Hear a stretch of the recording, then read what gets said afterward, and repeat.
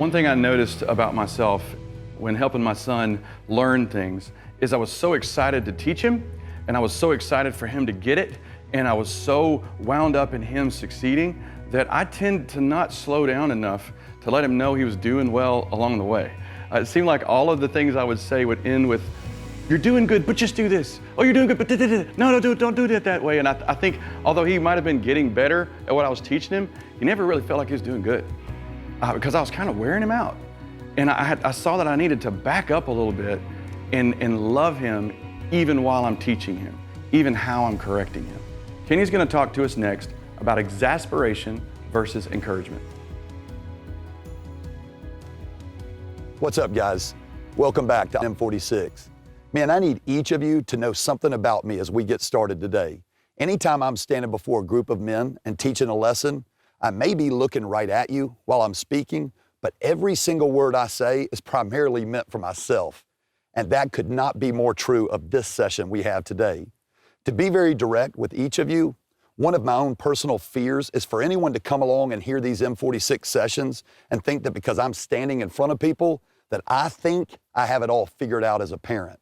Men, as a father of 6, which include 5 strong-headed boys that are just like me, I tell guys in my own crash back in Sharpsburg all the time, if you think I have this whole parenting thing figured out and perfected, just come visit my house on some random Tuesday night and you'll see the truth. One of the things I love, though, about my crash, and I hope you're starting to experience in your own, is that I'm surrounded by a group of men that don't pretend to have everything figured out. We're just a group of men that love our kids, want to honor the Lord, and we know that we're not perfect, but want to be better equipped to be the type of daddies our kids deserve and that we want to be. Guys, not too long ago, I was reading the newspaper and I came across a story that really grabbed my attention. The first part was sad, but unfortunately not all that uncommon. I had read that a 4-year-old baby was taken away from its mother and father out of fear of abuse. The next part of the story, though, is what really grabbed my attention. When the authorities asked the 4-year-old child, "What's your name?" the child answered, "Idiot." Man, this 4-year-old child had been called idiot so many times in his young life that he thought that was his actual name. Can you imagine the type of pain and issues this child is going to have to sort through as he gets older in life? Even the struggles to try to understand something as basic as the unconditional covenant love that God has for him. Guys, you remember when you were little, what kids were taught to say when somebody was mean to you? The saying was, "Sticks and stones will break my bones, but words will." Yep, words will never hurt me. Man, the Bible actually says the exact opposite of that. Proverbs 12:18 says, "Reckless words pierce like a sword." Listen to that. Pierce like a sword. Man, if I told you right now that every one of you possess something already, you already have it, but how you share it with your kids will dramatically increase their opportunity for either success or failure in life. Would you be interested? Of course you would. Dads, it's not your bank accounts or level of education. It's our tongues and the power of the words that we speak to our children. Did you know that Proverbs 18:21 says, "The tongue has the power of life and death"? Guys, take that in. Life and death. Dads, today we're going to discuss the difference between speaking life, encouragement, to our kids, and speaking death, exasperation, to our kids.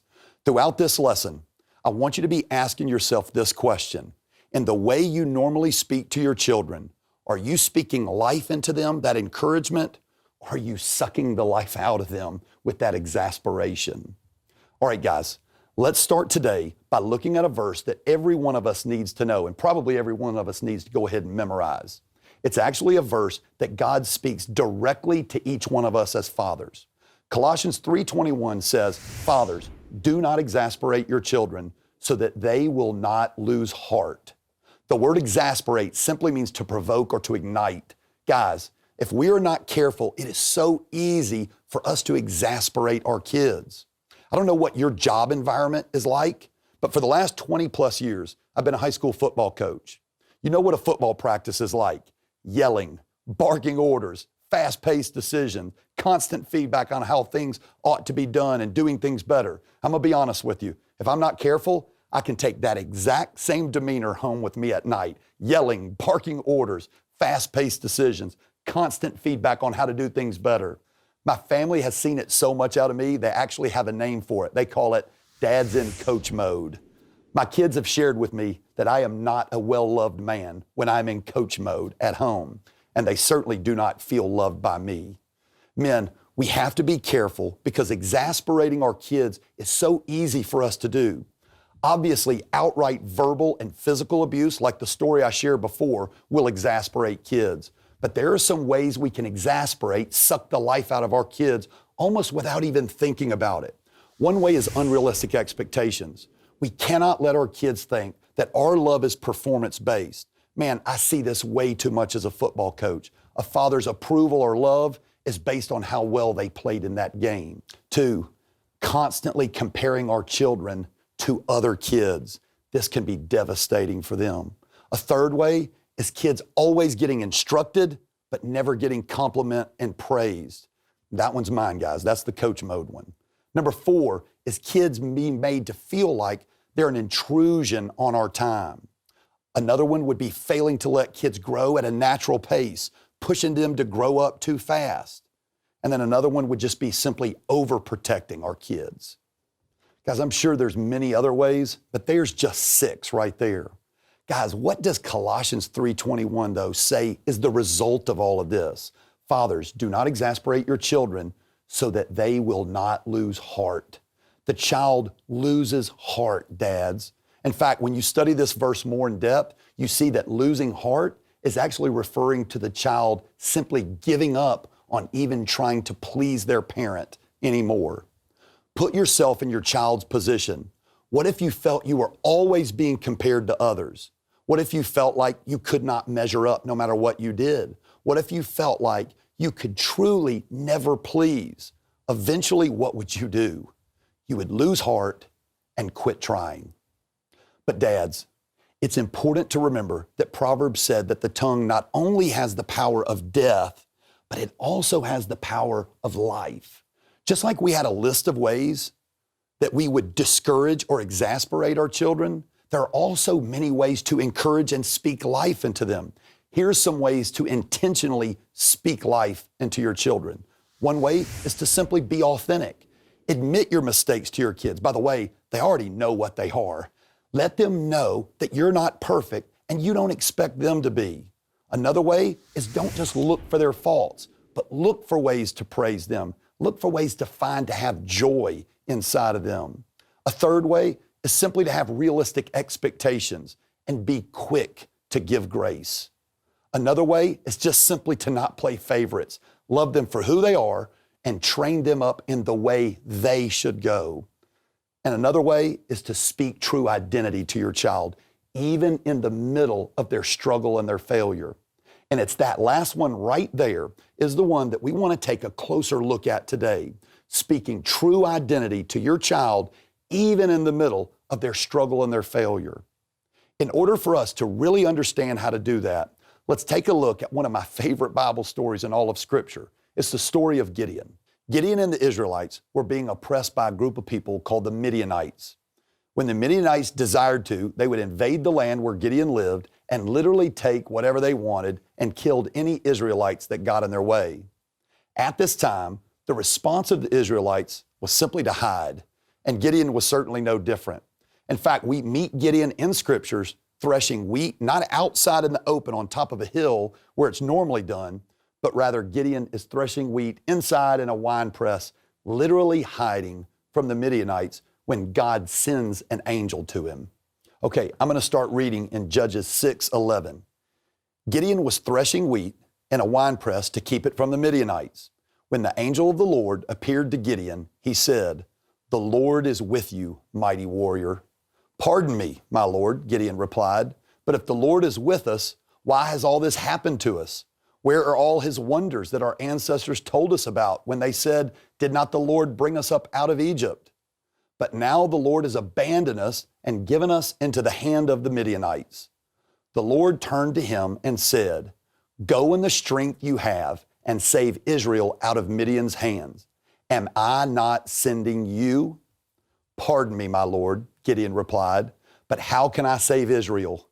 My clan is the weakest in Manasseh, and I am the least in my family.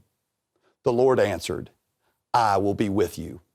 Guys, imagine this picture. Gideon is scared to death of the Midianites, even to the point that he's threshing wheat inside a wine press. This doesn't mean much to us, but it's not how you did it. You threshed wheat outside and on top of a hill so you could have a lot of wind to separate the wheat and the chaff. Gideon is literally in hiding when God sends an angel to speak these words to Gideon. The Lord is with you, mighty warrior. Guys, do not miss that. God just called Gideon a mighty warrior in the midst of him acting like a coward. In fact, if you need more proof that Gideon was acting like a coward, look at how he described himself in verse 15. My clan is the weakest in Manasseh, and I'm the least in my family. Gideon is saying, my people are the weakest clan in the land, and I'm the weakest man in my family. Gideon views himself literally as the weakest man he knows. But in the midst of Gideon viewing himself as a weak, defenseless coward, what does God speak to him? Gideon, you are a mighty warrior. Absolutely incredible, guys. Men, I know our children are not Gideon, and we definitely are not angels. But let's put ourselves in the story for a second. Imagine your children facing whatever situation that has made them feel weak, useless, unloved, fearful. We're not angels, but we are most certainly God's representatives sent to speak life into our children. And if we do not do it, then who will? Guys, one of my all-time favorite movies is The Lion King. I know it's a kid's movie, but there's a powerful picture of exactly what we're talking about today. Do you remember the scene near the end of the movie when the lion prince Simba has believed lies about himself, so he's run off and living a life of complete selfishness? There's this great moment where his father Mufasa appears to him and says, Simba, you are more than you have become. You are the son of a king. Now that's a daddy speaking life to his child. Dads, this parenting thing at times, most of the time, is the hardest, toughest, most complex, challenging thing we will ever do. I hope right now that each of you individually can hear from your Heavenly Father saying directly to you, I am with you, mighty warrior. Dads, this month, let's fight for the hearts of our kids by intentionally speaking life into them. God bless you and God bless your family. Kenny, I really don't understand why this is a part of M46. I mean, none of us struggle with exasperating our kids. No, this is obviously a big deal. We have to correct our kids. We have to discipline our kids, and we certainly want to pour, our knowledge and our experience, into our kids. But how we do it is really critical. We don't want to break their hearts and crush their spirit. I've done it myself. Had to go back and apologize, which is a cool thing to do. But this is a big deal. So why don't you share the challenge? Dads, you're the most influential man in your child's life. Remember that Proverbs 18:21 says, the tongue has the power of life and death.